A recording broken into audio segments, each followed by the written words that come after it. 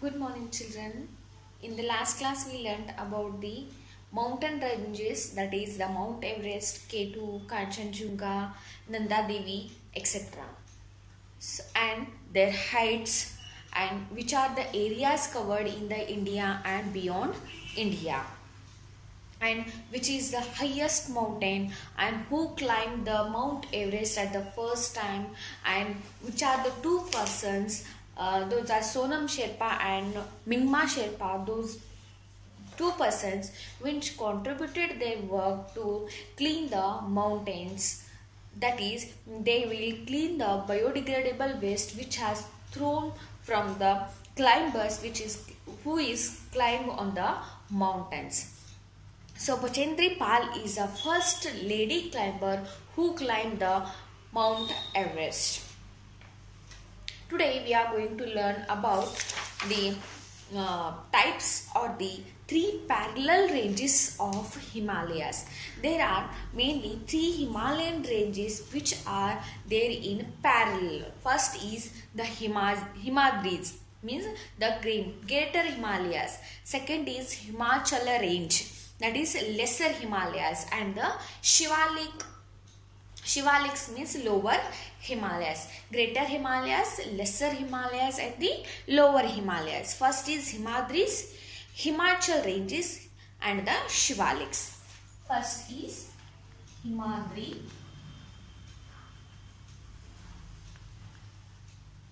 Second is Himachal ranges.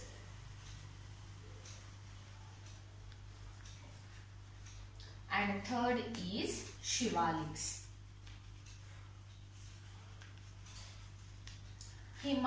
Himadris are also called as Greater Himalayas,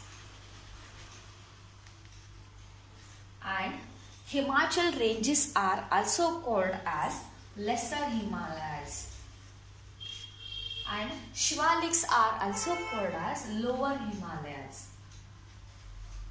So there are totally divided into three Himalayan ranges. First is the Himadris, that is Greater Himalayas. Second is Himachal ranges, that is Lesser Himalayas. And third is the Shivalik, that is Lower Himalayas. The Himadri range, this is the largest range of the Himalayas. Himalayas is the largest range of Himalayas and the northernmost.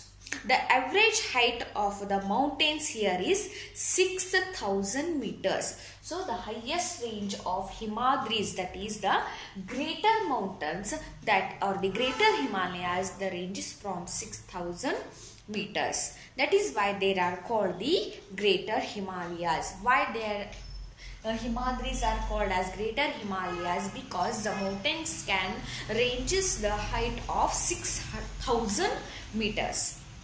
And the second is Himalayas. Cultivation and human Himadri range. Cultivation and human habitation is not possible here in these mountains, are always covered with the snow. So in this Himadris are ranges from, or the height of the Himadris is 6,000 meters, and these Himadris are always covered with the snow. So there is no people living in this Himadris ranges or in these Himalayas. The glaciers are found in this Himadris. Even the glaciers are also found in the Himadris. So there is a birth of Yamuna river, or the Ganges river are also found in the Himalayan ranges. The slowly slide down of the mountains and they reach warmer regions, they begin to melt and form perennial rivers in the Indian subcontinent like Indus, Ganges, Yamuna and the Brahmaputra. Because of the heat, when the summer seasons will start, the snow will be going to get melt. So at that time, some of the rivers will get birth in the Himadris like Indus, Ganges, Brahmaputra and the Yamuna. The next is Himachal ranges. This is the middle range of Himalaya. So there are totally three ranges of Himalayas. First is Himadris, second is Himachal ranges, and third is the Shivaliks. So first these are the greater Himalayas and Shivaliks are the lower Himalayas. So in the middle there are Himachal ranges which lies in between these two and called as lesser Himalayas. The mountain here is not high or not low. Their height of the mountains is ranges about 3000 meters. So ranges of Himalayas are 6,000 meter and the ranges of Himachal ranges are 3000 meter. This Himachal ranges also includes the beautiful valleys like Kashmir, Kulu Manali, Kungra, like that, so that people can visit to these places like Himachal ranges, because this Himachal ranges has the tourist place on the mountains or the valleys. Hill stations like Shimla, Mazzarini, Nainital, Almora, Gangtok and Darjeeling attract the tourists from all over the world. So like I think you all have heard that, like Shimla, Nainital, these are the colder places, so that the people can get attracted towards those places and they will go for the trip. So that these Shimla, Nainital, Almora, Gangtok, Darjeeling, these all are located in the Himachal ranges, and this Himachal ranges has the beautiful valleys. High mountain passes such as Rohtang Pass in Himachal Pradesh and Nathula Pass in Sikkim are located in the regions. In the places of Himalayan ranges or the lesser Himalayas, the winters are very cold. The winter is very cold, but the summer season is very cool and the pleasant, so that it has become a tourist place, so people can visit to that place. The climate is suitable for the agriculture. So agriculture is also happened in the Himachal ranges because of the climatic conditions. There are fruit orchards and lower slopes of these ranges. Apples, plums, peaches and dry fruits like almonds and walnuts grow well here. So there is agriculture in the ranges of the Himachal ranges. We will get the apples, walnut, plum, cherries, dry fruits, peaches, like fruits we can get in the range of Himachala. That is second one.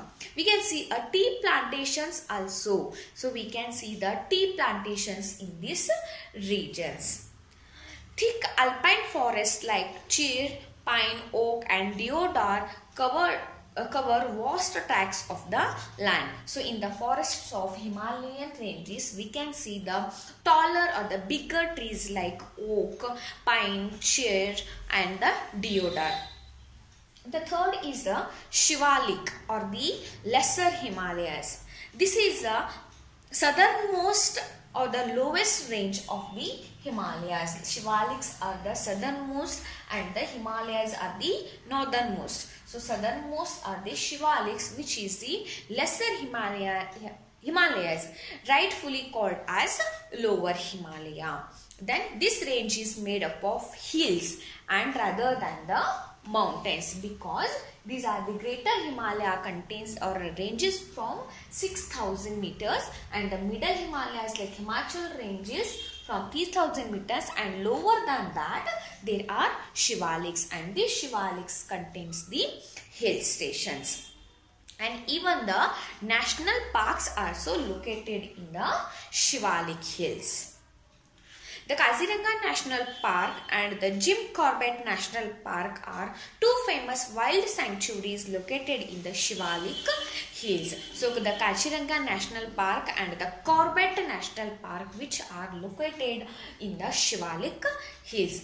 Terrace farming is also done in the Shivalik hills. Why the terrace farming is done in the Shivalik hills? Because of Shivalik hills or the lesser Himalayas contains the hill stations, so that there is a terrace farming. Terrace farming means on the hill station there are imagine on the hill station there are the tea plantations or the tea plants. So the hill cannot absorb the hill contains most of the stones and the rocks. There is a less amount of mud or the soil, so that the soil cannot absorb the water particles into it. So that what farmers will do, they can do the terrace farming or stepwise terrace farming, so that the water can be collected on that steps like this.